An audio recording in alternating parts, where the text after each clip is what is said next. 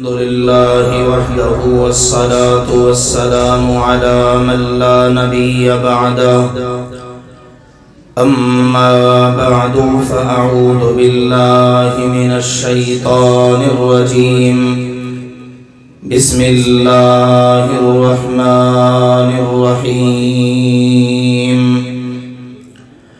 يا أيها الذين آمنوا اتقوا الله حق تقاته ولا تموتن إلا وأنتم مسلمون يا أيها الناس اتقوا ربكم الذي خلقكم من نفس واحدة وخلق منها زوجها وبث منهما رجالا كثيرا ونساء واتقوا الله الذي تساءلون به والأرحام إن الله كان عليكم رقيبا يا أيها الذين آمنوا اتقوا الله وقولوا قولا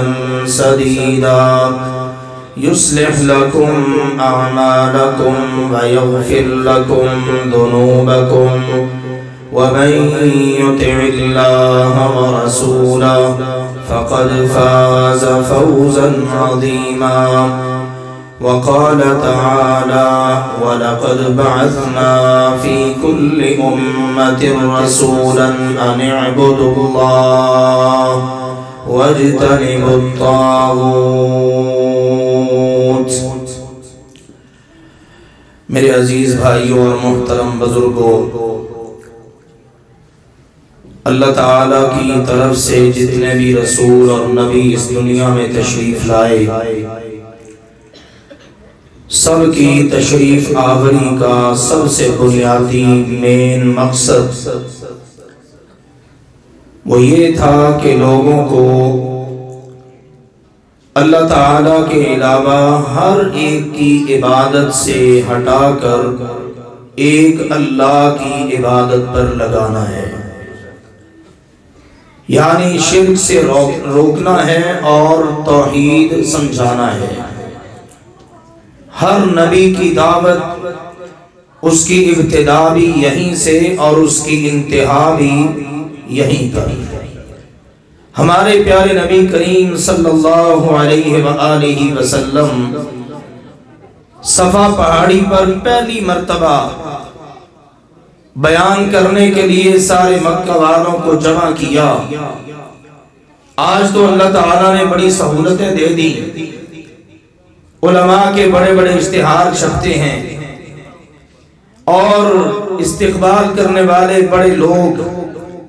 تصور کیجئے سارے مکہ والوں کو اکٹھے کرنے والے بھی خود نبی پاک، اور پھر خطاب بھی خود ہی فرما رہے ہیں، اعلان بھی خود کر رہے ہیں اور خطاب بھی خود ہی کیا۔ جب سارے جمع ہو گئے تو ان سے آپ نے بات کی، بھئی تم نے مجھے کیسا پایا؟ سب نے کہا نہیں سچا پایا۔ تو آپ نے کہا پھر سچے کا ایک سچا پیغام سنو، قولوا لا الہ الا اللہ، تم سارے کہو کہ اللہ کے علاوہ کوئی معبود، سارے بولیے اللہ کے علاوہ کوئی معبود عبادت کے لائق کائنات میں اللہ کے علاوہ کوئی بھی نہیں۔ آسان لفظوں میں یوں سمجھیے، ساری کائنات کو بنانے والا، اس کے نظام کو چلانے والا، اس پر جس کا حکم چلتا ہے وہ کون ہے؟ سارے بولیے کون ہے؟ اللہ کا نام لیجئے محبت کے ساتھ، وہ کون ہے؟ اللہ ذوالجلال والاکرام۔ اور دوسری طرف جس وقت بندوں کو ضرورت پیش آئے کہ انہوں نے جھکنا ہے، انہوں نے ہاتھ باندھ کے کھڑے ہونا ہے، انہوں نے سر اور اپنی پیشانی کو کسی کے آگے زمین پر رگڑنا ہے، انہوں نے مشکل وقت میں اپنی جھولی پھیلانی ہے، ہاتھ اٹھانے ہیں، مشکل میں آواز دینی ہے، تو کس کو آواز دینی ہے؟ سجدہ کس کے آگے کرنا ہے؟ رکوع کس کے لیے؟ یہ ساری چیزیں بھی صرف اللہ کے لیے. جب ساری کائنات کا مالک اللہ ہے، بنانے والا اللہ ہے، چلانے والا اللہ ہے، تو بندے جب تجھے بھی ضرورت پیش آئے تو تو بھی بس اللہ کی طرف ہی رجوع کیا کر. تو کہو لا الہ الا اللہ، آغاز ہو گیا، چلتا رہا سلسلہ. اور جب آخری ایام ہے آپ کے تو آپ کیا فرما رہے؟ لعن اللہ اليہود والنصارى اتخذوا قبور انبیائهم مساجدا. اللہ ذوالجلال والاکرام یہودیوں اور عیسائیوں پر لعنت کرے کہ انہوں نے اپنے نبیوں کی قبروں کو سجدہ گاہ بنا لیا. آخری پیغامات میں سے ایک اہم پیغام، شرک سے روکنا، توحید پہ لانا. اللہ کے نبی کی زندگی ساری اسی طرح، دیگر نبیوں کی زندگیوں کا مطالعہ کریں. نوح علیہ السلام کا اپنی قوم سے کیا جھگڑا تھا؟ صرف یہی نہ وہ کہتے تھے بس ایک اللہ کے بنو، قوم کہتی تھی نہیں نہیں. سورہ نوح کے اندر اللہ نے ذکر کیا ہے، نبی نوح کہتے تھے اللہ کو نہ چھوڑو. وہ پتہ کیا کہتے تھے؟ لا تذرن آلہتکم ولا تذرن ودا ولا سواعا ولا يغوث ويعوق ونسرا وقد اضلوا كثيرا. اللہ نے کہا وہ نبی نوح کے مقابلے میں کہتے، کہیں نوح کے کہنے پر اپنے معبودوں کو نہ چھوڑ دینا. ود، سوا، یغوث، یعوق، نصر، یہ ان کے نیک لوگ تھے. اس قوم کے 5 اللہ کے ولی تھے. قوم کے بڑے بڑے چودھری کہنے لگے ان کو نہ چھوڑنا. نبی پاک نے دعوت دی کہ ایک اللہ کی طرف آؤ. کہنے لگے اجعل الآلہۃ الہا واحدا ان ھذا لشیء عجاب. سارے معبودوں کو چھوڑ کر محمد صلی اللہ علیہ وسلم یہ کہتا ہے بس ایک ہی سب کچھ ہے، سارا کچھ کرنے والا بس ایک ہی ہے. یہ تو بڑی عجیب بات ہے. تو آپ دیکھیے پہلے نبی نوح علیہ السلام سے لے کر آخری نبی تک یہی معاملات چلے. اب سنیے اگلی بات، یہ بات سمجھ لیجیے توحید سب سے بڑا پیغام ہے. محترم عبدالرزاق طاہر صاحب کتنی خوبصورت باتیں بتا رہے تھے. اگر توحید پر خاتمہ ہو جاتا ہے تو میرے عزیزو جنت انشاءاللہ پکی ہے. نبی پاک کی سفارش بھی پکی ہے اگر عقیدے میں شرک نہیں. سیدنا ابو ہریرہ نے پوچھا تھا اللہ کے نبی جی آپ کی سفارش کا حقدار کون بنے گا؟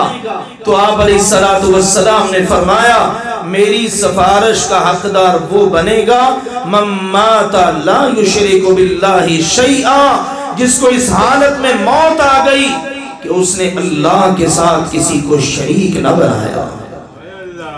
اللہ کے نبی نے فرمایا جس کو اس حالت میں موت آ گئی کہ اس کا اللہ پر ایمان پکا ہے، وہ موحد ہے، مشرک نہیں، تو دخل الجنہ، وہ جنت میں داخل ہوگا.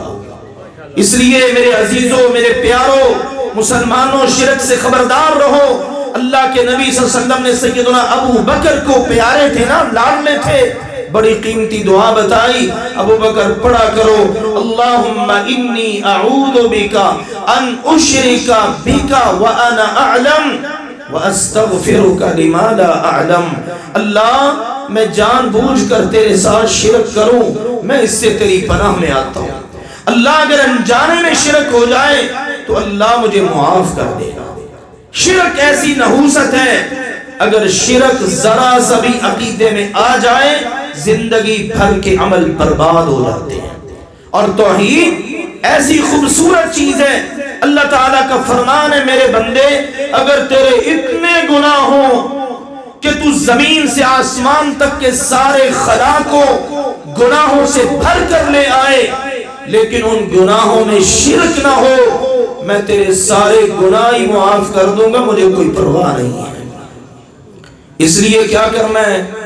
شرک سے بچنا ہے اور توحید پر قائم رہنا ہے، پکے رہنا ہے، نبی پاک کی دعوت کو قبول کرنا ہے.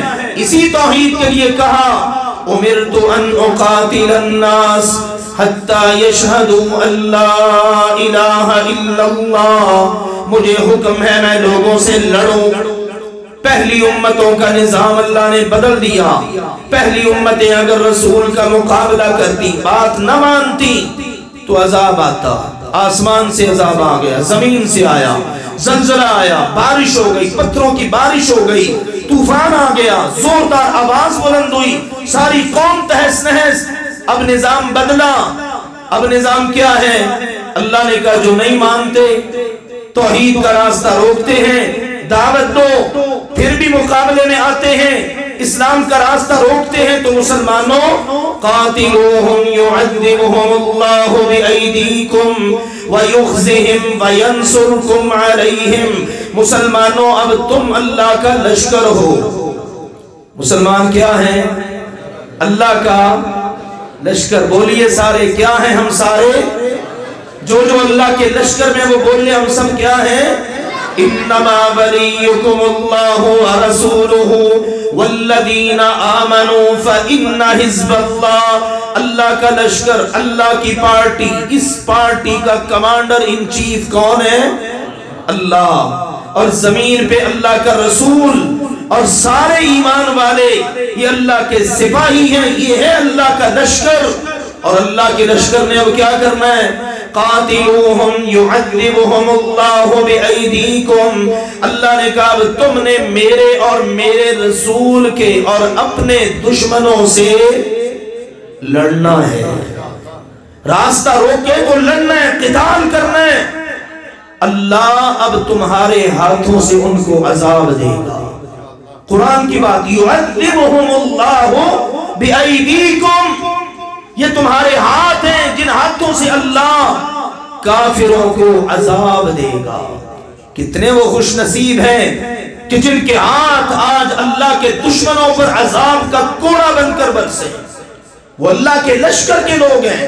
اللہ نے کہا کافروں کو اللہ ذلیل کر دے گا، تمہاری اللہ مدد کرے گا، اور جس وقت یہ اللہ کی مدد آئے گی کافروں کا تم بیڑا غرق کرو گے، ایمان والوں کے سینے ٹھنڈے ہو جائیں گے۔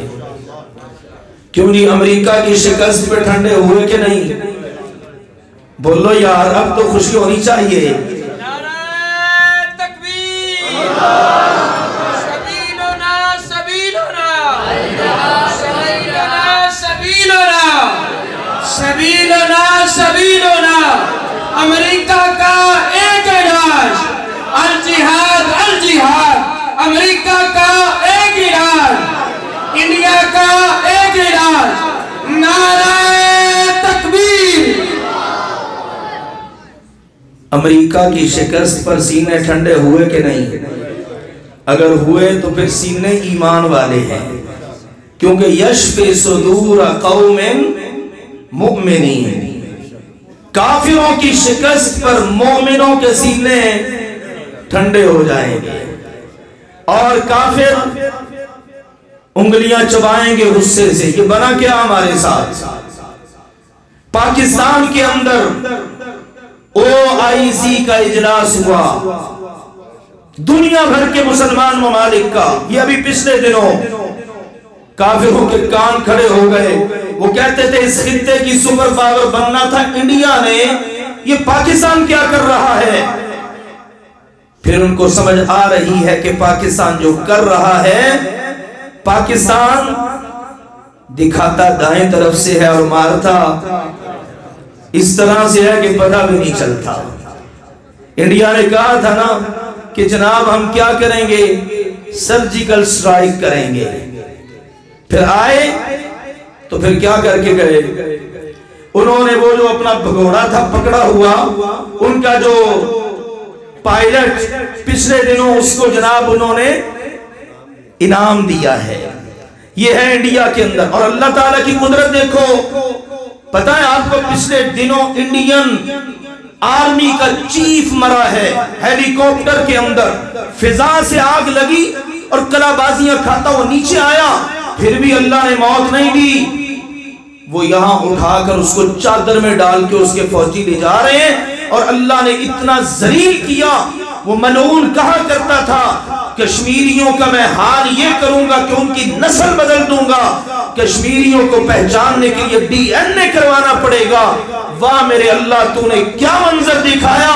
وہ اس ذلت آمیز موت سے دوچار ہوا کہ اس کی لاش پہچاننے کے لیے ڈی این اے کروانا پڑا۔ سب کچھ کس کے ہاتھ میں ہے؟ اللہ کے ہاتھ میں ہے۔ وہ جو فضاؤں میں اڑنے والے اور جناب اتنے بڑے بڑے دعوے کرنے والے بنے ہوئے فرعون، تو دیکھو اللہ نے کیا حال کیا ہے۔ اللہ کی قدرت ہے، کہتا تھا کشمیریوں کو ڈی این اے کروانا پڑے گا، اللہ نے کہا ان کو تو نہیں کروانا پڑے گا، پہلے تجھے مرے ہوئے کو بھی تیرا کروانا پڑے گا۔ اور ہوا پھر تو اللہ تعالیٰ یوں عذاب دیتا ہے، یوں اللہ ان کو رسوا کرتا ہے، یوں اللہ ان کو ذلیل کرتا ہے۔ OIC کا اجلاس ہوا پاکستان میں، افغانستان کے حالات جس قدر بھی ہیں جیسے بھی ہیں، سلام ہے ان مسلمانوں کو، پہلے بیچارے غریب تھے، امریکہ نے تاریخ کا بدترین ظلم ڈھایا، لیکن نتیجہ کیا نکلا؟ امریکہ شکست سے دوچار ہوا۔ اور آپ کو پتہ ہے OIC جو اجلاس ہوا ہے پاکستان میں، اس میں سر فہرست کون تھے؟ یہی افغانستان کے مجاہدین، ان پر ہی بات ہو رہی تھی، ان کے حالات پر۔ سب سے پہلا ان کا ساتھی اور معاون بنا پاکستان، اور اس کے بعد ساتھی بنا ہے سعودی عرب۔ دیکھو میرے عزیزوں مسلمان کس طرح آگے بڑھتے ہیں، اور انشاءاللہ العزیز ان لوگوں نے وہ تاریخ رقم کی ہے۔ ہمارے پیارے نبی علیہ السلام نے فرمایا تھا علیکم بالجہاد فی سبیل اللہ، مسلمانوں تم جہاد فی سبیل اللہ کو لازم پکڑ لو، اس پر قائم رہو، پکے ہو جاؤ۔ فَإِنَّهُ بَابٌ مِّنْ أَبْوَابِ الْجَنَّةِ، دو خوشخبریاں ہیں۔ پہلی خوشخبری یہ ہے جہاد فی سبیل اللہ جنت کے دروازوں میں سے ایک دروازہ ہے۔ جہاد فی سبیل اللہ جنت کے دروازوں میں سے ایک دروازہ ہے، اور کتنا خوبصورت دروازہ ہے۔ احادیث آپ پڑھیں، اب وقت نہیں کہ میں زیادہ وقت لگاؤں، ہلکی سی جھلک۔ یہ فقراء، مہاجر، یہ جہاد کرنے والے کہ جن کے زخموں سے قیامت کے دن خون بہ رہا ہوگا، کستوری کی خوشبو آ رہی ہوگی، جس حال میں شہید ہوئے اسی حال میں اٹھیں گے۔ اب یہ بڑھیں گے جنت کی طرف، جنت کا دروازہ کھٹکھٹائیں گے، فرشتے پوچھیں گے حساب ہوا؟ وہ کہیں گے حساب کتاب کس چیز کا؟ اللہ فرمائے گا میرے فرشتوں دروازے بھی کھول لو، اور صرف دروازے نہیں کھولو، سلام علیکم، سارے فرشتوں تم ان کو سلام کرو۔ فرشتے اللہ ہم تیری تسبیح کرتے ہیں، تو نے ان کو ہمارے اوپر برتری نہیں دی۔ اللہ کہے گا اس لیے دی ہے کہ انہوں نے زندگی میرے نام پہ گزاری، موت بھی میرے نام پہ قبول کی۔ تو جہاد فی سبیل اللہ جنت کے دروازوں میں سے ایک دروازہ ہے۔ اور دوسری بات، آج بڑا مسئلہ ہے، بڑی ٹینشن ہے جی، بڑی پریشانی ہے، پوری نہیں پڑ رہی ہے نا جی، بڑے مسائل ہیں، غم، فکر، پریشانیاں۔ دوسری خوشخبری، یذہب اللہ بہ الہم والغم، تم جہاد فی سبیل اللہ کو مضبوطی سے پکڑ لو، اس پر قائم رہو، اللہ تمہارے سارے ہم غم پریشانیاں دور فرما دے گا۔ اور آپ کو شاید پتا ہو، جنہوں نے ان راہوں پہ سفر کیا ہے، یہاں کی زندگی اور ہے، وہاں کی زندگی اور ہے۔ وہاں جاتے ہیں تو اس طرح ہو جاتا ہے بس جیسے بندہ ریفریش ہو گیا ہے، ایمان کی آبیاری ہو جاتی ہے، ٹیوننگ ہو جاتی ہے۔ اللہ نے جہاد کو ایسا ذریعہ رکھا ہے۔ اور اب بعض لوگ کہتے ہیں کہ جناب اب تو امریکہ کو شکست ہو گئی ہے، تو اب تو جہاد ختم ہو گیا ہے، کیونکہ ہو گیا ختم نہیں ہوا۔ کیوں؟ اللہ ہمارا رب ہے قیامت تک کے لیے، اللہ قیامت تک کے لیے ہمارا رب ہے، اور محمد مصطفیٰ صلی اللہ علیہ وسلم قیامت تک اللہ کے رسول ہیں، ان پر ایمان لانا ضروری ہے۔ تو جہاد بھی قیامت تک جاری رہے گا۔ ہمارے نبی نے فرمایا بعثت بین یدی الساعۃ بالسیف، قیامت سے پہلے پہلے اللہ نے مجھے تلوار دے کے بھیجا ہے۔ سیدنا سلمہ بن نفیل کندی بیان کرتے ہیں، ایک دن میں اللہ کے نبی کے پاس بیٹھا ہوا تھا، غور سے سنیے گا اس حدیث کو، بڑی پیاری دلچسپ حدیث ہے۔ کہتے ہیں میں بیٹھا ہوا تھا، ایک بندہ آ گیا، فتوحات ہو رہی تھی، جگہ جگہ کافروں کو مار پڑ رہی تھی، خوشخبریاں مدینے آ رہی تھی، فلاں جگہ مسلمانوں کو فتح مل گئی، فلاں جگہ۔ وہ آیا بڑا ہنسی خوشی اور کہنے لگا اللہ کے نبی جی، مسلمانوں نے، مجاہدین نے گھوڑوں پر توجہ دینا چھوڑ دی ہے۔ جس طرح گھوڑے تیار کرتے تھے نا ثواب سمجھ کر کہ جن کی قسمیں رب نے قرآن میں اٹھائی ہیں، اللہ کے نبی جی انہوں نے گھوڑوں پر توجہ دینا چھوڑ دی ہے اور ہتھیار بھی رکھنا شروع کر دیے ہیں کہ اب تو فتح ہو رہی ہے، اب بڑے مجاہد تیار ہو گئے ہیں، اب جناب بڑے کمانڈر آ چکے ہیں، اب ہماری کیا ضرورت ہے؟ تو اللہ کے نبی نے وہ یہ سمجھ بیٹھے ہیں کہ شاید اب جہاد و قتال کا سلسلہ ختم ہو چکا ہے، بند ہو چکا ہے۔ سیدنا سلمہ رضی اللہ عنہ کہتے ہیں اللہ کے نبی نے اس کی بات سنی، فوراً اس کی طرف متوجہ ہوئے اور فرمایا کذبوا، جو کہتے ہیں جہاد ختم ہو چکا ہے وہ جھوٹ بولتے ہیں۔ جو کہتے ہیں جہاد ختم ہو گیا وہ کیا ہے؟ سارے بتائیے، جو سچ سمجھتا ہے وہ بولے، جو کہتا ہے جہاد ختم ہو گیا وہ کیا ہے؟ جھوٹ بول رہا ہے۔ پھر اللہ کے نبی نے پتہ کیا فرمایا؟ فرمایا الآن جاء القتال، میرے صحابہ ابھی تو قتال کا وقت شروع ہوا ہے۔ ابھی تو پارٹی کیوں نہیں؟ امریکہ کو کہتے ہیں، انڈیا کو کہتے ہیں ابھی تو پارٹی شروع ہوئی ہے۔ آگے آگے دیکھیے ہوتا ہے کیا، اللہ کی مدد کے نظارے دیکھیے اللہ کے فضل و کرم سے۔ تو اللہ کے نبی نے کیا فرمایا؟ الآن جاء القتال، ابھی تو قتال کا وقت شروع ہوا ہے۔ لا يزال من امتی امت یقاتلون علی الحق، ہمیشہ میری امت میں سے ایک امت حق پر قتال اور جہاد کرتی رہے گی۔ بڑی بڑی رکاوٹیں آئیں گی، بڑی بڑی پابندیاں لگیں گی، بڑے بڑے سلسلے بنیں گے، لیکن وہ اپنا جہاد و قتال جاری رکھیں گے۔ یزیغ اللہ لہم قلوب اقوام، اللہ کافر قوموں کے دل ان کے بارے میں ٹیڑے کر دے گا، وہ ان پر اکٹھے ہو کر ٹوٹ پڑیں گے، اور اللہ پتہ کیا کرے گا؟ یرزقہم منہم، اللہ ان مسلمانوں کو ان سے رزق عطا کر دے گا۔ امریکہ سارا کو چھوڑ کے گیا نا جی، پتہ کتنا کمینہ ہے، وہ جتنا اپنا ساز و سامان تھا نا سارا اس نے تباہ کرنا شروع کر دیا تاکہ ان افغانیوں کے ہاتھ نہ آئے۔ لیکن اللہ ہے، پاکستان اللہ کے فضل و کرم سے کوئی میزائل بناتا ہے، اللہ تجربے کامیاب کروا دیتا ہے، دنیا بھر کو پتہ ہے۔ انڈیا میزائل بناتا ہے، اللہ ویسے ٹھس کر دیتا ہے، پھر وہ سر پکڑ کے بیٹھ جاتے ہیں۔ ہوا کیا؟ ہونا کیا ہے؟ مسلمانوں کے لیے اللہ کی مدد اتر رہی ہے، کافروں کو اللہ ذلیل کر رہے ہیں۔ اللہ کے نبی نے فرمایا اللہ ان کافروں سے ان مجاہدین کو رزق عطا کرے گا، ڈالر کا انشاءاللہ العزیز جنازہ نکلے گا، اور وقت آ رہا ہے۔ امریکہ اب اس پوزیشن میں نہیں ہے کہ جس طرح افغانستان پہ حملہ آور ہوا تھا اس طرح سے اب دنیا میں کسی مسلمان ملک پر حملہ کرے، یہ جہاد نے اس کا حال کیا ہے۔ اور اللہ کے نبی صلی اللہ علیہ وسلم نے فرمایا اللہ ان کو رزق دے گا کب تک؟ حتی تقوم الساعہ او حتی یأتی امر اللہ، حتیٰ کہ اللہ کا فیصلہ فتح آ جائے یا پھر قیامت آ جائے، قیامت تک اللہ کافروں کو اسی طرح ذلیل اور رسوا کرتا رہے گا۔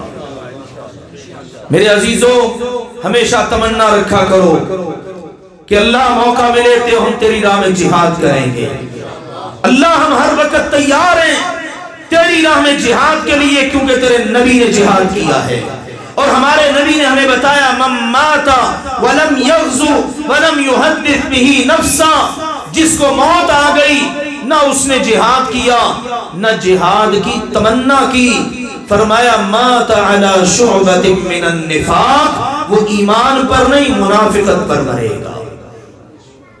تو کتنی خوفناک بات ہے۔ اس لیے کیا کرنا ہے؟ جہاد کی ہمیشہ تمنا رکھیں، خواہش رکھیں۔ اللہ کے نبیوں کی خواہش تھی۔ سیدنا سلیمان بن داؤد علیہ السلام کا واقعہ صحیح بخاری میں ہے، ایک دن کہنے لگے لَأَتُوفَنَّ عَلَى 100 امرأة أو 99، آج رات میں نے اپنی 100 یا 99 بیویوں سے قربت کرنی ہے. کلہن یاتی بفارس یجاہد فی سبیل اللہ. ہر ایک میں سے اللہ مجھے ایسا شاہ سوار بیٹا عطا کرے گا جو اللہ کی راہ میں جہاد کرے گا. آج ہمارے بیٹے ہوتے ہیں، ہم کہتے ہیں انجینئر بن جائے، ڈاکٹر بن جائے، نماز پڑھے نہ پڑھے کوئی بات نہیں، جہاد پر نہ جائے، یہاں پر نشہ کرتا رہے کوئی بات نہیں، آوارہ گردیاں کرے کوئی بات نہیں. بگڑ جاتا ہے تو پھر ہمیں کئی کہتے ہیں پتر خراب ہے جی، اپنے نال ہی لا دو کسی طرح. کئی ایک لوگ کہتے ہیں. چند دن پہلے بھی ایک ماں کا بیچاری کا فون آیا تو کہتی ہے شوہر میرا ہے نہیں سر پہ، بیٹا بہت خراب ہو چکا ہے، اللہ کا واسطہ اس کو کسی طرح جماعت کے ساتھ اٹیچ کر لو. اگر اس اولاد کے لیے ہم نے یہ نیت کی ہوتی اللہ یہ تیری راہ کے مجاہد بنے، راتوں کو یہ مسلح ہو کر کھڑے ہو کر تیرا قرآن پڑھیں، دن کے وقت یہ تیرے دین کی سربلندی کے لیے جہاد کریں.